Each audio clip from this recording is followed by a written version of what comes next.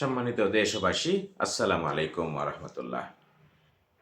আজ 21শে ফেব্রুয়ারি 2026 মহান ভাষা আন্দোলনের শহীদদের প্রতি শ্রদ্ধা জ্ঞাপন করে শুরু করছি। আমরা ভাষার মাসকে 21শে ফেব্রুয়ারি বলি। 21শে ফেব্রুয়ারি আসলেই আমরা ভাষা আন্দোলনের জন্য উঠে পড়ে লাগি। অনেক কবিতা, অনেক গল্প, অনেক বক্তব্য, অনেক বিবৃতি, শহীদ মিনার সবগুলো আমরা তৈরি করি। কিন্তু এই ভাষা আন্দোলনকে নিয়ে আমাদের বাস্তব কর্মসূচি আগামীকাল 22শে ফেব্রুয়ারি আর খুঁজে পাওয়া যাবে কিনা আমি জানি না। দেখুন, আমরা অনেক সময় যারা আরবি শব্দ কিছু ব্যবহার করি, ইংরেজি শব্দ কিছু ব্যবহার করি, আমরা সেগুলো নিয়ে খুব ট্রল করি। কিন্তু আমরা যারা নিজেরা ট্রল করি, নিজেরাও ট্রল করার মধ্যেও যে বিদেশি ভাষা ব্যবহার করি, এইটা কিন্তু আমরা ভুলে যাই। যেমন ধরুন শহীদ মিনার, আমরা আজকে শহীদ মিনারে গিয়ে ফুল দিচ্ছি। শহীদ শব্দটি কিন্তু বিদেশি শব্দ, মিনার শব্দটি কিন্তু বিদেশি শব্দ। এবং 21শে ফেব্রুয়ারি আমরা শহীদ দিবস হিসাবে, আন্তর্জাতিক মাতৃভাষা দিবস হিসাবে পালন করছি। সেই 21 এবং পরবর্তী শব্দ ফেব্রুয়ারি, এটাও একটি বিদেশি ভাষা এবং বিদেশি ক্যালেন্ডার এটা লেখা হয়েছে।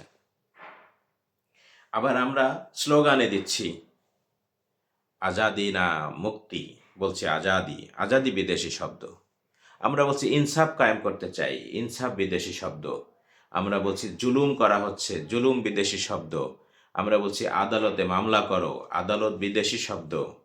বলছি কোর্টে যাও, কোর্ট বিদেশি শব্দ।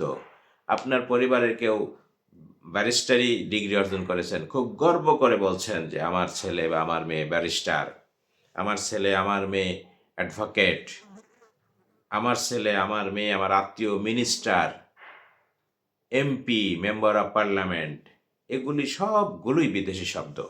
আমি এই শব্দগুলো যখন বিভিন্ন জায়গায় বলতে শুনি, লিখতে শুনি, দেখি, তখন কিন্তু কিছু বন্ধুরা আছেন যারা ট্রল করেন।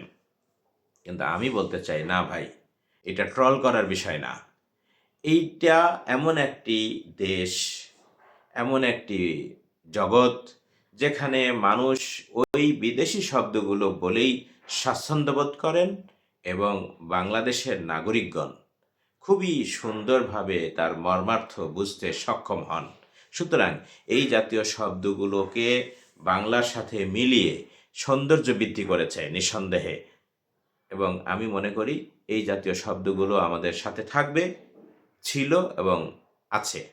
তবে হ্যাঁ, আমাদের পক্ষে যতটুকু সম্ভব এটাকে বাংলায় রূপান্তরিত করে আমরা যদি বাংলা বলতে পারি, লেখায় আনতে পারি, বক্তব্যে তুলে ধরতে পারি, তাহলে তো ওয়েল অ্যান্ড ডান, কোনো অসুবিধা নেই। এই যে আমি বলে ফেললাম ওয়েল অ্যান্ড ডান, এটা কিন্তু একটা বিদেশি শব্দ।